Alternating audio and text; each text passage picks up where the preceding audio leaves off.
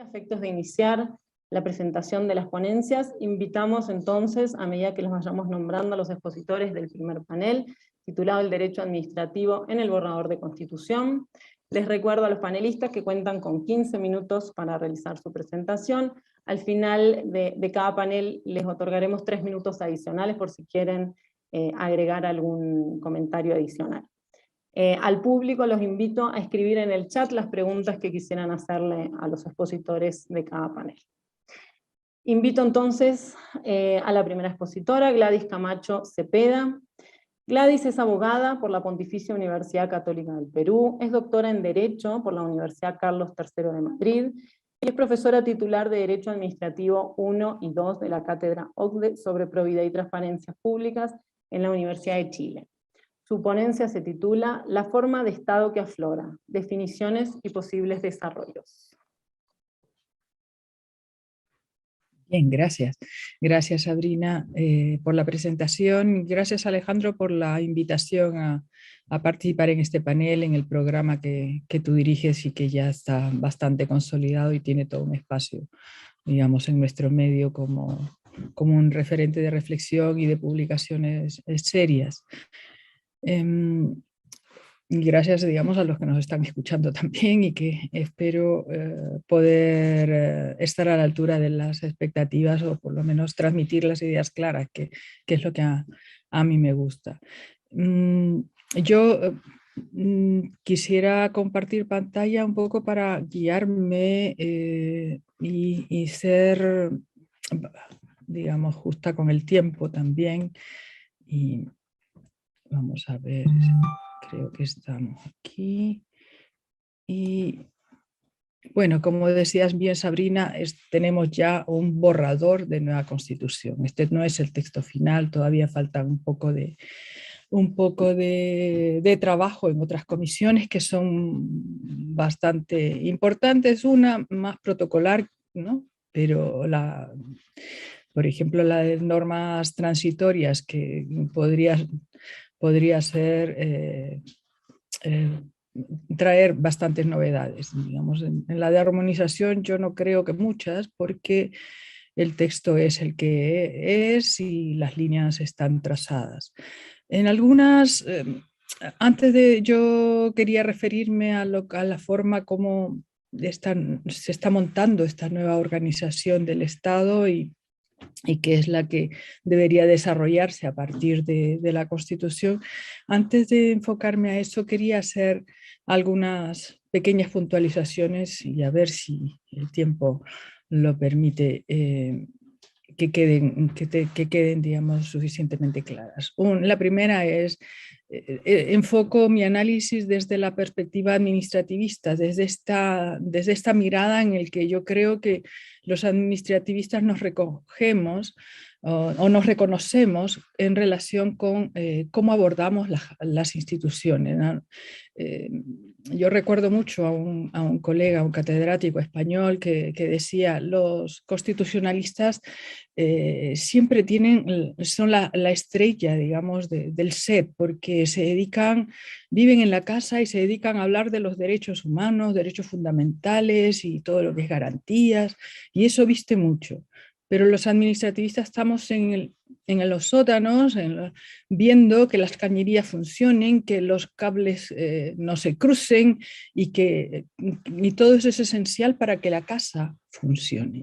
Y digamos, esa es la mirada con la que yo creo me ha aproximado y creo que algunos, digamos, que comparten la disciplina también entienden. A nosotros nos interesa saber, esto es posible, esto es viable, esto cómo se puede hacer para que funcione.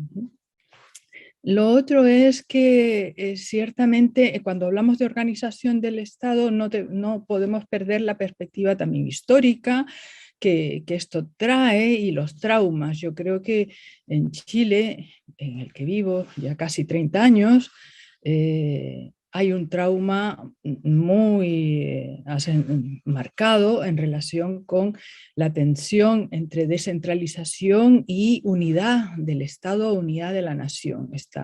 Ese trauma que originaron las leyes federalistas, ¿no? Que que han impedido un proceso de descentralización más profundo. Ahora, con todo, creo que somos muy conscientes de que la descentralización que tenemos es una descentralización extremadamente limitada y no conozco a nadie que no esté por ampliar los márgenes de descentralización. Pero dicho eso, los puntos y las variables en las que uno puede moverse es muy extenso, ¿no? Y particularmente a mí siempre me ha, eh, me ha causado, digamos, a veces alguna frustración, porque en Chile tradicionalmente se estila a avanzar de a pocos. Una de las políticas, yo creo que, y una de las reformas más exitosas ha sido la reforma de la procesal penal, que fueron de región en región y lo último fue la región metropolitana. Eso.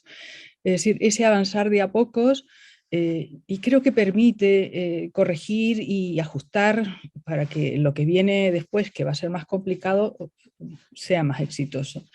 Pero bueno, entonces a mí al parecer ahora es como que se olvidó esa tradición y hay, al contrario, un gran esfuerzo por desconectar con lo que hay, con lo existente, con lo que ya tenemos, con lo que conocemos. Y eso es una variable que hay que considerar, ¿no? Si de ese modo podemos hacer viable y podemos hacer exitoso lo que estamos proponiendo. La descentralización. Entonces es una tensión histórica sempiterna, pero ciertamente que no nos debe frenar en avanzar a la descentralización, pero tampoco nos debe hacer olvidar, digamos, que tenemos que avanzar razonablemente y inteligentemente también. Luego, solamente a apuntar algunas, que el tiempo es bastante castigador, algunas impresiones generales. Y la primera, porque se dice el diablo está en los detalles, ¿no? Todo el mundo, fui de las que votaba a prueba, pensaba y pienso que había que revisar el pacto social y tener una gran legitimidad en ello. Pero entonces juzguemos ahora el trabajo que nos han entregado a la ciudadanía. Es nuestra labor, digamos, como juristas, ¿no? No estamos valorando el proceso democrático y esta constitución es democrática y no podía ser de otro modo. Hace 30 años o más de 30 años que vivimos en democracia. Entonces, el valor democrático lo tiene la ciudadanía que apostó por un proceso. Ahora lo que nos corresponde es mirar el trabajo que nos han entregado para juzgar, ¿no? Y en eso podemos, digamos, colaborar con algunas líneas. Mi primera impresión, entonces, que generan algunas inquietudes, es que este texto abundante de 499, cuando yo lo vi, dije, esto me huele como cuando te hacen una oferta de llévelo solo por 49.990, no son capaces de ponerme el precio real. Y sí, es un texto que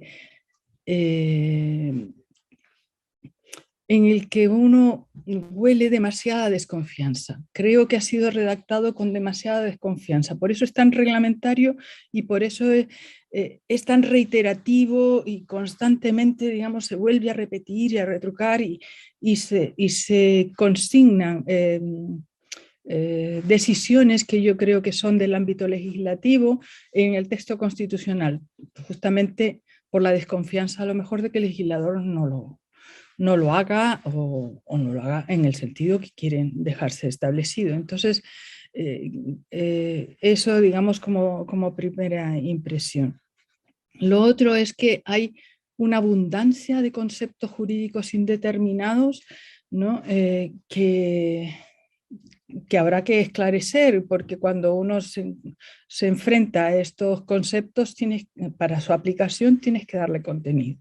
Y ahí hablo de grupos históricamente excluidos, grupos de especial protección, la plurinacionalidad, en qué sentido lo están entendiendo, ¿no?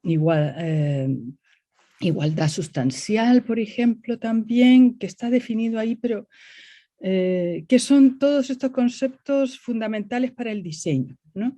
Lo otro es un marcado esfuerzo por diferenciarse con la organización del Estado unitario y esta descentralización administrativa que hoy tenemos, que termina desembocando en una definición del Estado formulada en términos ontológicos. Se dice el Estado es regional, es plurinacional, es ecológico, y no es el Estado se organiza y tenemos el Estado ¿no? Para cumplir unos fines, porque no hay que olvidar que la organización del Estado o formulamos un Estado para cumplir determinados fines que nos sirvan como comunidad, digamos política que estamos conformándola, ¿no? Entonces, estas definiciones a mí me hacen ruido, luego, el principio de igualdad es el principio fundamental de todo el texto, ¿no? Pero es una igualdad inclinada, digo yo, inclinada porque hacia varios flancos, hacia un nacionalismo, porque se habla de plurinacionalidad en todas partes del texto, pro género, digamos, pro igualdad de género, pro diversidades, etcétera, etcétera, ¿no? Hay tanta abundancia de esas prescripciones, de ese modo, que a mí se me hace difícil pensar que podemos deducir del texto constitucional un principio tan simple como el que todos los chilenos tenemos los mismos derechos y obligaciones en cualquier parte del territorio, porque eso no va a ser así, dependerá, digamos, de las diferencias que justifican un trato especial. Entonces, esas son las materias, digamos, que a mí me hacen bastante ruido. Y luego hay nuevas subjetividades, y eso a mí me inquieta muchísimo, porque se habla de pueblos y naciones, ¿no? Y yo no sé si esos son conceptos equivalentes, son conceptos diferenciados. Debiéramos entender que son conceptos diferenciados porque se habla y, no o. No, entonces, ¿cuáles, digamos, los elementos que dan esta diferenciación y estas subjetividades que son importantes? Porque recordemos que toda la institucionalidad que se construye en este texto están obligados a promover la participación de esas nuevas realidades.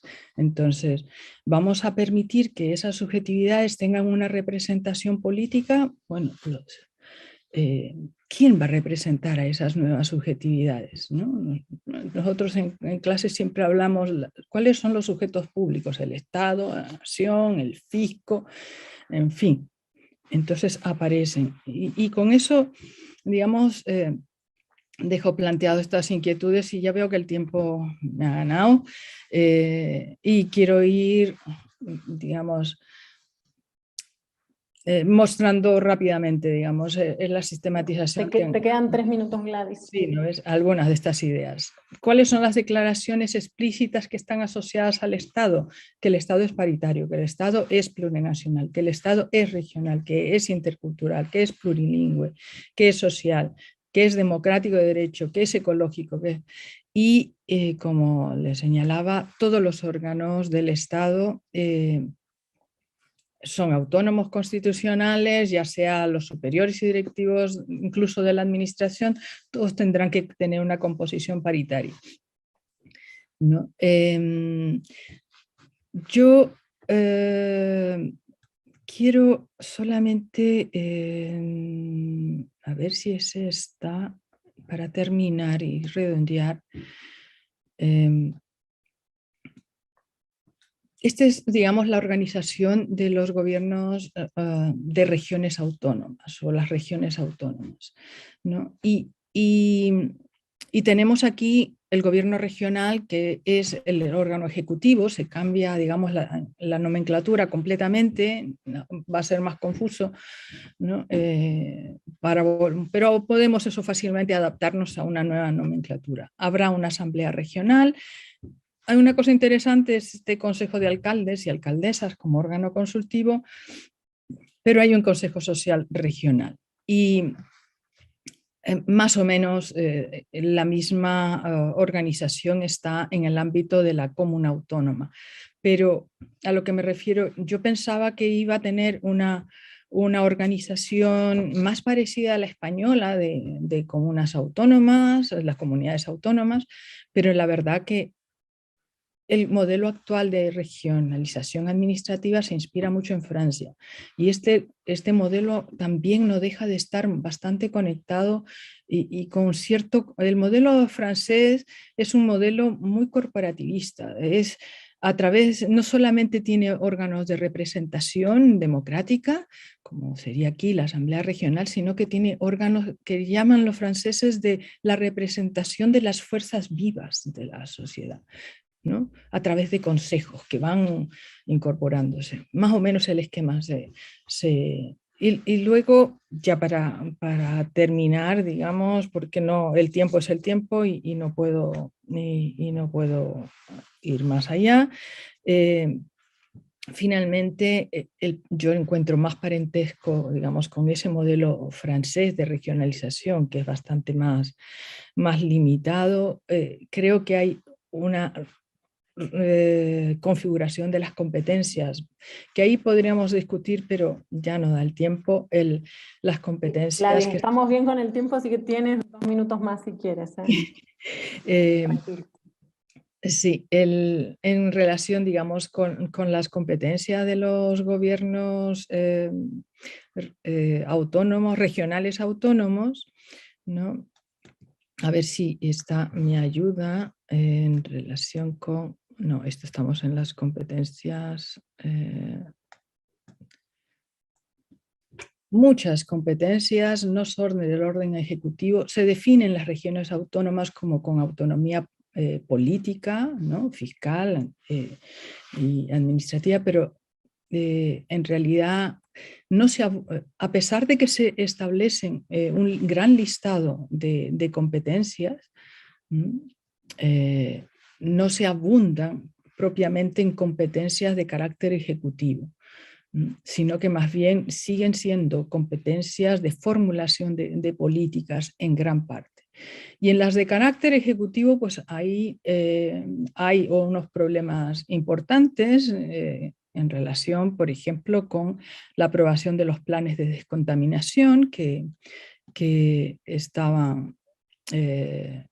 que están hoy en día en el Ministerio, ¿verdad?, de Medio Ambiente. Las capacidades técnicas para poder aprobar eso tendrán que garantizarse y si entra en vigencia esta Constitución, pues efectivamente en actum pasan esas competencias a la región. No sé cómo por eso es importante ver, digamos, las definiciones que se haga en las disposiciones transitorias. Faltan definiciones importantes, el número de asambleístas que habrá, o más o menos el criterio para designarlos, para designar el número, la conformación. No se ha definido el mapa tampoco regional, ni consolidado el mapa que hay, que puede ser modificado, sí, pero por lo menos es que como este esquema se aparta totalmente de lo que tenemos actualmente, se abre absolutamente todo. Ya no queda seguro si las regiones sobre las cuales se van a formar estas regiones autónomas son a partir de las que ya tenemos. Es de lógica, pero es que como se ha querido abrir y separar, a mí incluso hasta ese detalle me cuesta, digamos, tenerlo por seguro o tenerlo por sentado. Bueno, no quiero alargar más porque en realidad me meto en otro tema y puedo seguir hablando toda la mañana, pero esas son digamos, las preocupaciones y las impresiones que yo tengo con este modelo que a mí me parece que ha desperdiciado lo que tenemos, no lo ha recogido para ensancharlo, para enriquecerlo y ha pretendido hacer una cosa, digamos, totalmente distinta y que si lo queremos hacer bien tendrá, digamos, muchísimo tiempo por delante para que se afirme. Eso, muchas gracias. Muchísimas gracias, Gladys Camacho. Sí, da para muchísimo cada exposición, por eso al final les adicionamos 3 minutos más por si quisieran agregar algo. Muchas gracias. Ahora le vamos a dar la palabra a nuestro segundo expositor, Alejandro Vergara Blanco. Alejandro Vergara es licenciado en Ciencias Jurídicas y Sociales por la Universidad de Concepción, es doctor en Derecho por la Universidad de Navarra, España, postdoctorado en Derecho por la Universidad de Pau, Francia, y profesor titular de Derecho Administrativo de la Pontificia Universidad Católica de Chile. Su exposición se titula El Derecho Administrativo en el Borrador de Constitución, revisión de 6 temas nucleares de la disciplina, o este nuevo título, el derecho administrativo en el borrador de Constitución, la democracia concreta de cada día. Alejandro, te cedemos la palabra, te recuerdo los 15 minutos, por favor. Muy bien, muy buenos días a todos, muchísimas gracias. Yo espero que se esté viendo bien la transparencia. Se ve perfecto. Muy bien. Sí. La idea mía es en estos pocos minutos, espero administrarlos bien, es dar algunos brochazos genéricos sobre el derecho administrativo en el borrador de la Constitución, sobre la base de los temas importantes del derecho administrativo. A ver, no puedo avanzar. No, siguiente. Lo que me interesa es mostrar en concreto en qué puede afectar a un ciudadano aquellas técnicas que parecen más abstractas o genéricas del derecho administrativo y que están contenidas en la Constitución. Podría abarcar muchas materias porque el derecho administrativo en la Constitución es todo lo que muy bien dijo Gladys en la primera exposición y dirán el resto de los expositores, es muy amplio. Se entronca con muchas actividades el derecho administrativo. Podríamos incluso haber incorporado muchos paneles, haberlo transformado en un congreso todo, pero lo importante es simplemente mostrar cómo algunos mecanismos que son centrales en la conformación de la democracia, al mismo tiempo producen efectos concretos en la libertad de los ciudadanos y a raíz de decisiones ya no solo del legislador, ya no solo de los tribunales, sino que de la administración. Y cuando hablo de administración, hablo del presidente de la República y los distintos órganos administrativos. Dentro de las democracias existen 3 pilares que son básicos para comprender que en una sociedad determinada, en un país determinado, existe ese valor enorme, inmenso, que se denomina Estado de Derecho. Y el Estado de Derecho surge en aquellos sitios en que hay una separación de poderes, en segundo lugar, en que existe un principio de legalidad, y al mismo tiempo existe una garantía de los derechos de los particulares. Las garantías fundamentales son respetadas. Cuando esas 3 bases, que en apariencia son mera abstracción, se producen en concreto en el día a día de los ciudadanos, podemos decir se vive en un Estado de Derecho. Y el derecho administrativo es precisamente el derecho de la democracia.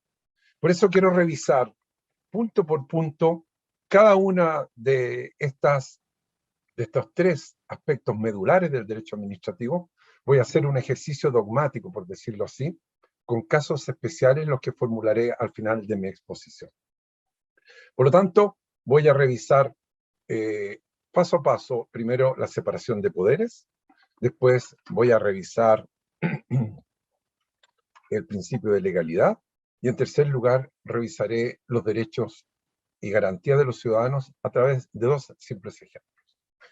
Vamos entonces a la separación de poderes. Es un valor superlativo de nuestra democracia. Hoy en día lo podemos observar, y aquí muestro la situación actual, en los tres poderes del Estado que están diseñados de un modo equilibrado, en que se intenta que cada uno de estos poderes tenga una función determinada, tenga un equilibrio interno dentro de cada uno de estos poderes, porque eso deriva, en definitiva, en un efecto concreto en la mayor o menor libertad de los ciudadanos. Esa es la clave de las constituciones democráticas que surgieron hace unos 200 años. El principio de la separación de poderes no es una mera organización y abstracción que no tiene efecto alguno. Fue la clave que se descubrió precisamente para que los ciudadanos fueran más libres. Si hay separación y equilibrio de poderes, ya veremos que hay mayor libertad, hay mayores posibilidades de que los ciudadanos tengan esos derechos y garantías que están en todas las cartas fundamentales. Nosotros, si repasamos rápidamente nuestros poderes, tenemos un poder legislativo que está compuesto por dos cámaras. Esas dos cámaras actuales tienen una situación que se llama simétrica, esto es, que cada una de esas cámaras tiene la posibilidad de ser revisora de la otra, lo que al mismo tiempo ya es una garantía para la ciudadanía desde el punto de vista de todos los derechos o de los principios de legalidad, porque lo que producen las cámaras son las leyes, y las leyes son las que mandan la actividad posible de los órganos administrativos. En segundo lugar, hay un poder jurisdiccional, podríamos decir, en nuestro país, que está compuesto de tres instancias jurisdiccionales muy importantes. Primero, el poder judicial, que son los tribunales ordinarios y especiales, a cuya cabeza está la Corte Suprema. En segundo lugar, el Tribunal Constitucional, que tiene un doble control de la constitucionalidad de las leyes, un control a priori y un control a posteriori, y en este control a posteriori, que se denomina inaplicabilidad por inconstitucional, es muy importante para los ciudadanos porque existe una acción directa, que cada ciudadano, ante cada gestión judicial, puede recurrir ante el Tribunal Constitucional para exigir que sea respetada la Constitución en un juicio determinado, en un tribunal determinado, acción que es muy importante en una democracia, de permitir que los ciudadanos no vean la Constitución como algo abstracto y lejano, sino que les permita que puedan invocar algunos sistemas de control, aun cuando sean concentrados como el nuestro.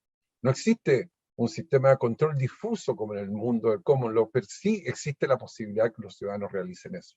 Y en fin, una justicia electoral que asegura precisamente la posibilidad de que los cambios en el poder sean de acuerdo a reglas preestablecidas y democráticas en general.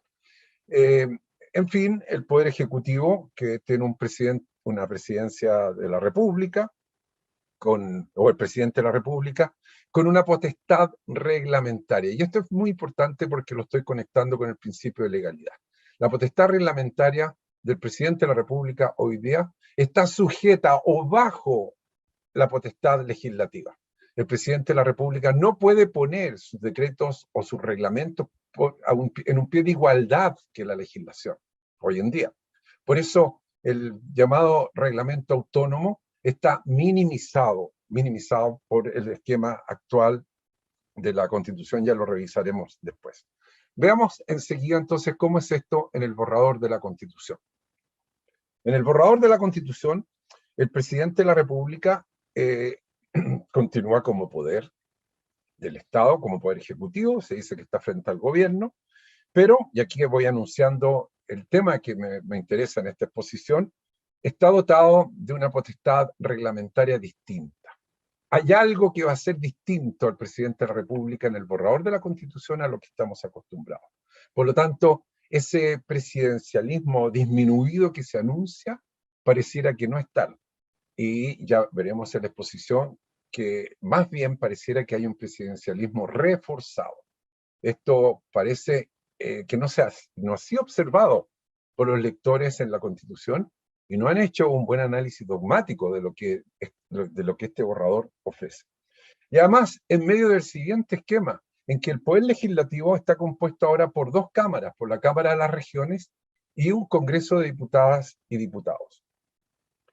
El Congreso de las Cámaras, el Congreso de las Diputadas y Diputados se transformará en la más poderosa. Hay un desequilibrio al interior del Poder Legislativo. Pues la Cámara de Diputados tiene la gran mayoría de las potestades legislativas y, mientras tanto, la Cámara de las Regiones solamente tiene 17 casos taxativamente numerados en el borrador para poder pronunciarse dentro de la legalidad. Enseguida, cabe señalar que el tercer poder son los sistemas de justicia. Ya la expresión poder del Estado desaparece, lo que ya es sospechoso e inquietante de por qué en este modelo de democracia, que según las normas de reforma constitucional debía respetarse por el borrador, respetar la democracia, se ha hecho este cambio tan radical de eliminar como poder del Estado a uno de aquellos como es el jurisdiccional. Al menos formalmente, pero hay también elementos para su minimización de frente al resto de los poderes. Se crean un Consejo de la Justicia, que es algo muy novedoso, que tiene una integración que permite al mismo tiempo el ingreso de unas dinámicas muy distintas dentro del Poder Judicial para poder designar a los jueces que van a integrar este Consejo de Justicia, que está relacionado con la designación de los mismos jueces. Va a alterar en alguna medida el ambiente, el clima al interior del Poder Judicial o de la designación de los jueces. Ya va a ser muy distinto a lo actual y la independencia quizás, no es que se vaya a difuminar, nadie puede decir eso, pero va a tener otro tono. En segundo lugar, existe una Corte Constitucional claramente minimizada. Incluso en el texto de la propia Constitución hay una especie de paradoja, porque se dice que esta Corte Constitucional está dirigida para garantizar la supremacía constitucional, eso es lo formal, está lleno de estos enunciados que luego son contradichos con otros dentro de la Constitución, pero se dice que tiene que haber deferencia por el órgano legislativo.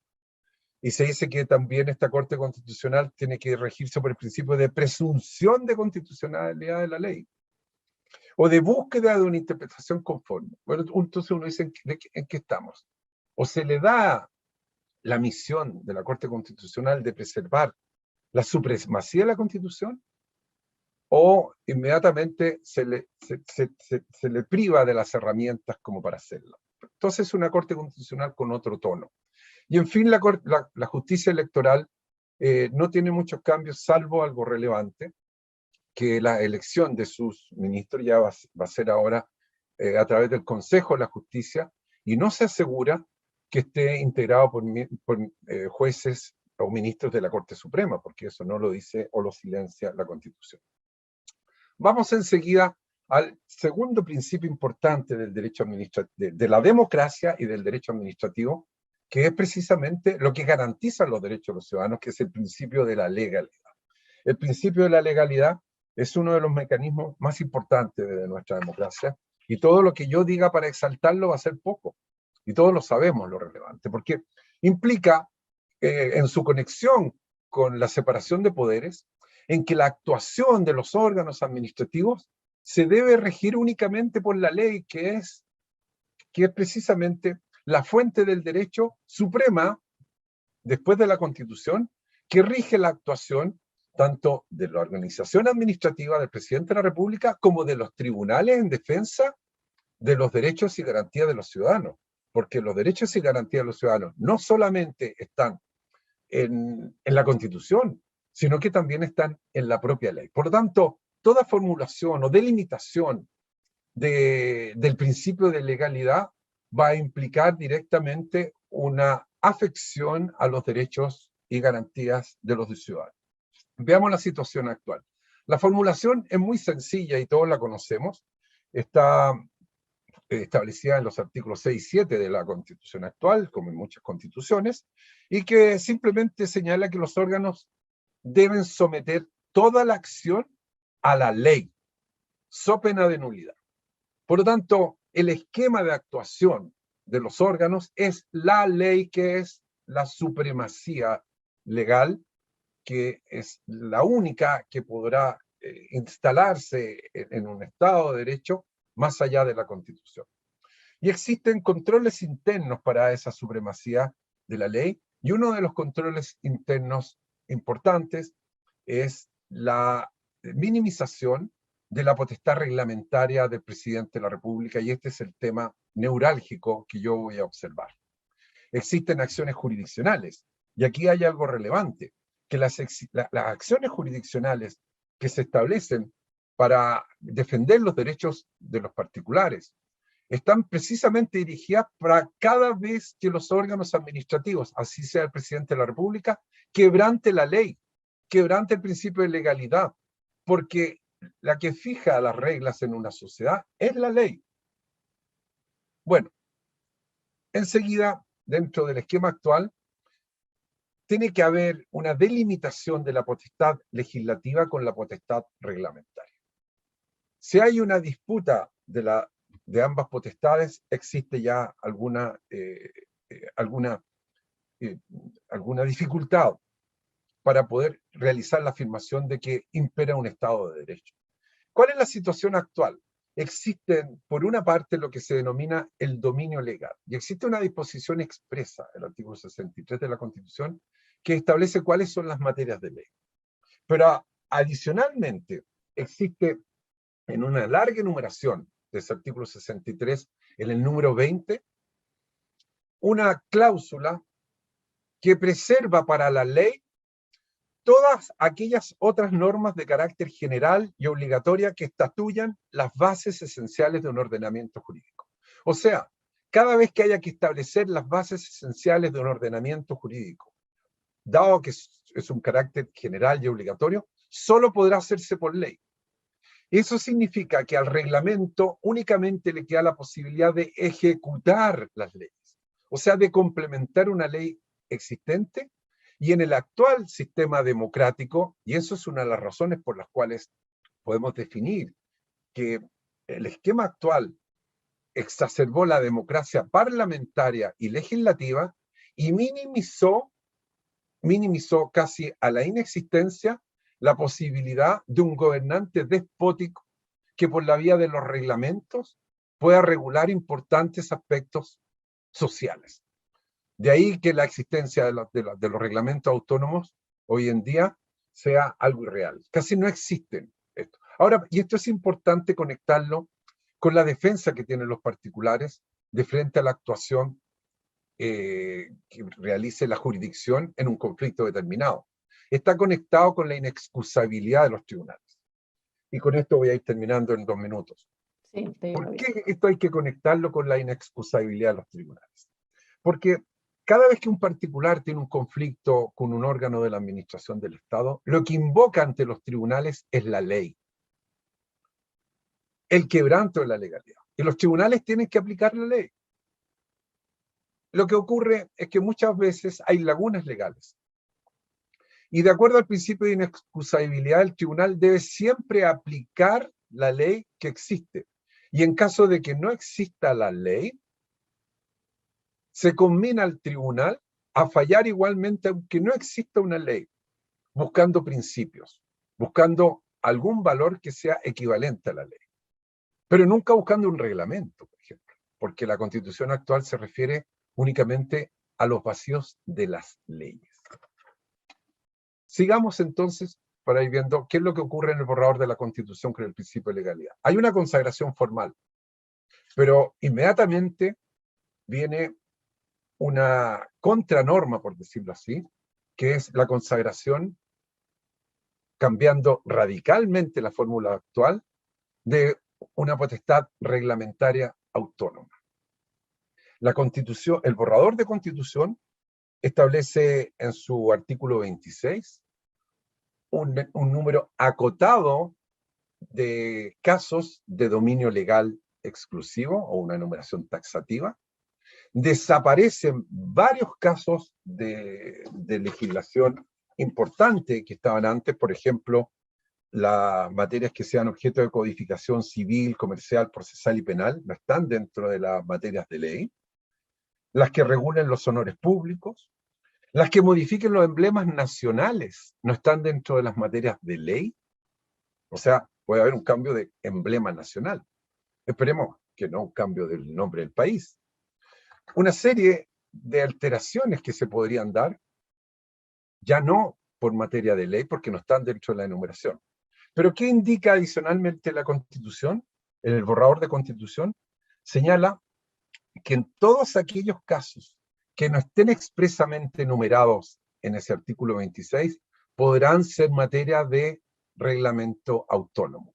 Por lo tanto, se le da al presidente de la República la potestad inusitada, que no es conocida actualmente por nuestra institucionalidad, de regular importantes aspectos de la vida social que no estén señalados por la Constitución en algún artículo que le encomienda la ley, esa materia, que no están en esa enumeración taxativa, a un mero reglamento del presidente de la República. ¿Y cuáles son los controles de ese reglamento autónomo del presidente de la República? Primero, la Contraloría General de la República, que podrá tomar razón, pero se dice expresamente que esa toma de razón en ningún caso podrá inmiscuirse en aspecto de conveniencia o oportunidad. Por tanto, el presidente de la República podrá efectuar, llevar adelante esa actividad reglamentaria sin ese control. El otro control es de la Corte Constitucional, pero no por los ciudadanos, sino que únicamente por la vía de alguna de las cámaras o de un tercio de las cámaras, o de los tribunales a través del control de la potestad reglamentaria. Pero aquí nos encontramos con un cambio que yo no puedo pensar que es un mero descuido del que escribió el borrador de la Constitución. Porque en la actual redacción del principio de inexcusabilidad de los tribunales, que está establecido en el artículo 345 de la Constitución, ya no se habla de la ley como la hipótesis en que el tribunal puede recurrir a los principios generales, sino que se habla de norma jurídica. Por lo tanto, a mí me da la impresión que en el borrador de la Constitución, el principio de legalidad ya no es principio de legalidad, sino que se ha ampliado a principio de legalidad y de reglamentariedad. Por lo tanto, los tribunales, a partir de ahora, van a quedar constreñidos y vinculados no solo a la ley, sino que también a los reglamentos autónomos. Y esto puede tener graves implicancias en garantías importantes que nosotros no lo hemos descubierto, porque habría que comenzar a investigar y a ver todas las interpretaciones que esta Constitución puede implicar. Por ejemplo, si nosotros lo revisamos, y lo diré rápidamente, en el caso de los derechos civiles. Un minuto, Alejandro. Muy bien, cierro en un minuto.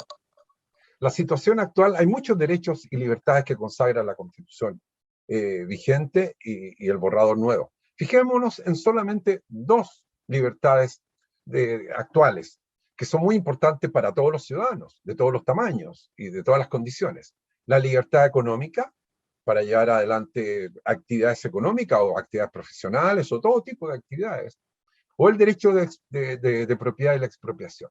En la actualidad hay limitaciones a esta garantía que no solamente pueden estar a través de una formulación abstracta. No basta con que le diga, mire, yo le voy a respetar el derecho de propiedad.